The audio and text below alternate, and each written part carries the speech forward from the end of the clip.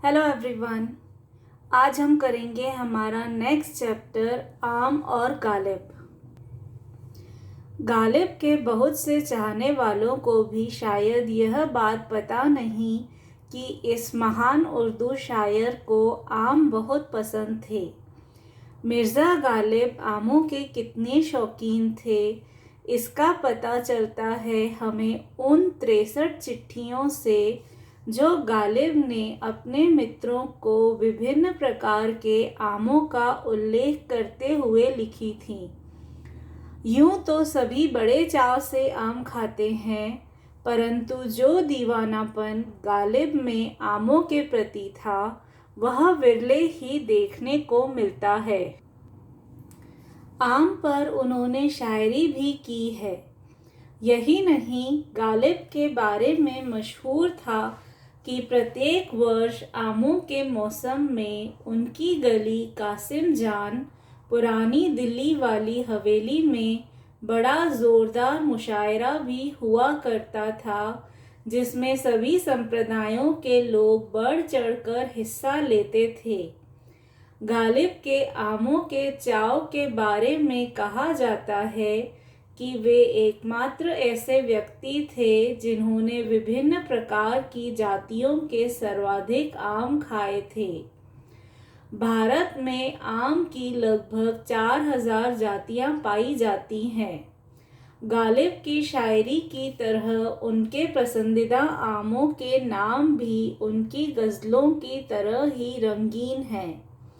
गालिब ने जिन आमों को पेट भर खाया था उनमें से 27 के नाम इस प्रकार हैं: मालदा, फजली, चौसा, जर्द, आलू, जहांगीर, रहमत खास, दशहरी, सरौली, अजीज़ पसंद, महमूद समर, मुल्तान उस समर, बम्बई ग्रीन, सफ़ेदा, मलिहाबादी, दिल पसंद, हुस्न आरा, नाजुक पसंद, किशन भोग, नीलम, खुदादाद, तोतापरी, निशाती, ज़ाफ़रानी, सिंदूरी, कच्चा मीठा, बारहमासी, लंगड़ा, अल्फांसो, फ़ख्र, समर, बहिश्त आदि।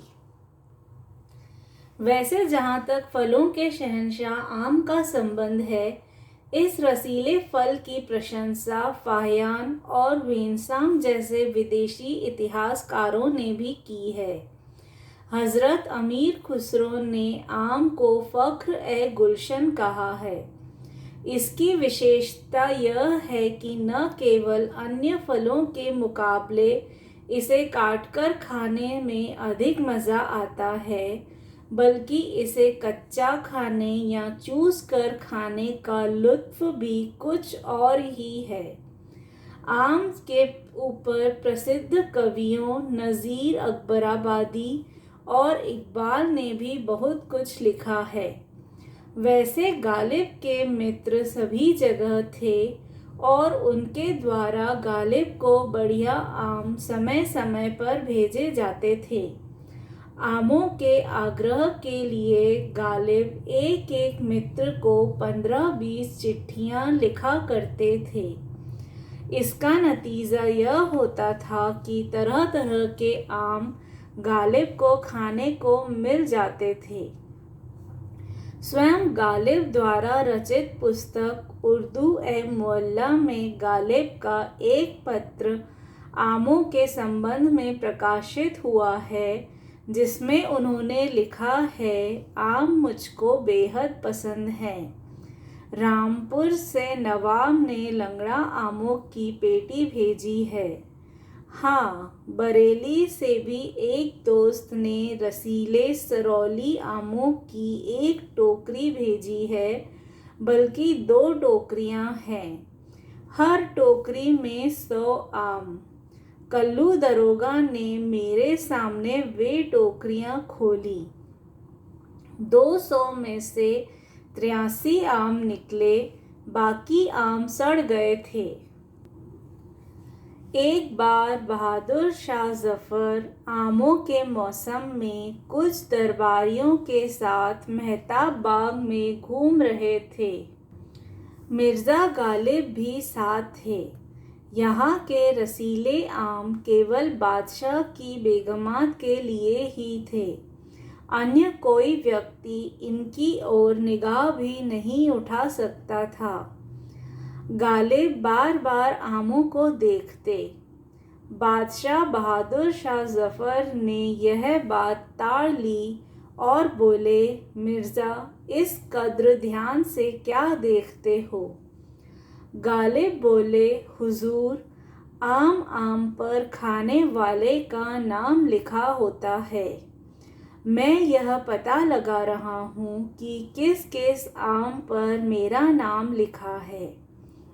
बादशाह गालिब की हाजिर दिमागी और हाजिर जवाबी से इतने प्रसन्न हुए कि अगले ही रोज़ मेहताब बाग के आमों के 2 टोकरे भिजवा दिए। पड़ोस में ही रहने वाले गालिब के एक मित्र हकीम रज़ियुद्दीन खां को आम एक आंख नहीं भाते थे। एक दिन वे गालिब की गली कासिम जान दिल्ली स्थित हवेली के बरामदे में बैठे थे। गालिब ने उसी समय आमों के छिलके दरवाजे के बाहर कोने में बड़े कूड़ेदान में डाले थे। तभी वहां से एक गधे वाला कुछ गधे लिए निकला। एक गधे ने आम के छिलके सूंघे और छोड़कर आगे बढ़ गया। हकीम साहब मिर्ज़ा से बोले, देखिए, आम ऐसी चीज़ है जिसे गधा भी नहीं खाता। गालिब ने उनकी आंखों में आंखें डालते हुए तुरंत उत्तर दिया, बेशक, गधे आम नहीं खाते। ऐसे ही एक रोज़ गालिब के घर आमों की दावत चल रही थी। नाना प्रकार के आम रखे हुए थे। गालिब के दोस्त और शागिर्द मज़े ले लेकर आम उड़ा रहे थे। उनके पास बैठे उनके दोस्त नवाब मुस्तफ़ा खां शेफ्ता आम पर आम उड़ा रहे थे, लेकिन उनके आगे छिलके और गुठलियाँ बिल्कुल नहीं थीं। वे आम खाकर गुठलियाँ और छिलके गालिब के आगे रखते जाते थे। जब गालिब के आगे छिलकों और गुठलियों का बड़ा ढेर लग गया तो जनाब गालिब से बोले, अमा मिर्ज़ा साहब, लगता है आपने सभी के हिस्से के आम खा लिए। इस पर मिर्ज़ा गालिब ने जवाब दिया, नवाब साहब, चलिए, मैं तो आम ही खा रहा हूँ। आप तो आमों के साथ गुठलियाँ और छिलके भी नहीं छोड़ रहे। इस पर सभी ने जोरदार ठहाका लगाया। अपने जीवन के अंतिम पड़ाव में गालिब ने अपने घनिष्ठ मित्र चौधरी अब्दुल गफूर के नाम एक पत्र में आमों के बारे में लिखा है, जिसमें यह भी पता चलता है कि गालिब का स्वास्थ्य ठीक नहीं था। गिरती पाचन शक्ति के बारे में गालिब लिखते हैं, जवानी में तो दिल भी था और ताकत भी थी। मरहूम स्वर्गीय शेख मोहसिनुद्दीन हर वर्ष नानोता सहारनपुर बुलाते थे और बाग में बैठकर घंटों मीठे आम खाते। शेख साहब वहीं बरमे के पास चारपाई बिछा देते और बाल्टियों में रसीले आम ठंडे पानी में पड़े रहते। अब वह दिल कहाँ से लाऊं, वह ताकत कहाँ से लाऊं? न आमों से वह लगाव है और न ही पेट में इतने आमों के लिए जगह। पहले तो नाश्ते से पूर्व ही ढेर सारे आम खा लिया करता था, मगर अब तो रात को भी नहीं खाए जाते। हाजमे पाचन क्रिया पर भारी पड़ते हैं। अब तो दिन में मात्र 10-12 ही खा पाता हूँ। एक बार जब बहादुर शाह जफ़र के वली ए अहद बेटे मिर्ज़ा फ़खरू ने आमों का टोकरा गालिब को भिजवाया तो उसकी प्रशंसा में इस विश्वविख्यात शायर ने एक मसनवी बहुत ही बड़ी कविता लिख डाली, जिसका अर्थ है ईश्वर इस मेहरबान व्यक्ति को मुग़ल सल्तनत के वारिस और अफसर को सदा प्रसन्न रखना और गालिब पर उसकी मेहरबानियाँ भी बनाए रखना। काजी अब्दुल जलील को मिर्ज़ा साहब लिखते हैं, इस साल आम हर जगह कम हैं, जो आम हैं भी तो वे खुश्क और बेमज़ा हैं। आम खाएं भी तो कहाँ से, न बौर आए हैं न बरसात हुई, कुएं भी सूख गए हैं, तरावट कहाँ से आएगी। अगर आपके बाग में अच्छे दशहरी आम हों तो ज़रूर एक टोकरी भिजवा दें, नहीं तो ज़िंदगी रही तो इंशाअल्लाह अगले साल ही दशहरी खा पाऊँगा। तो यह शौक़ था मिर्ज़ा गालिब का, मांग कर खाने में भी गुरेज न करते थे। आज भी हर साल आमों के मौसम में दिल्ली की गालिब अकादमी द्वारा गालिब की याद में बस्ती हज़रत निज़ामुद्दीन में स्थित उनकी मज़ार पर आमों की दावत का आयोजन किया जाता है।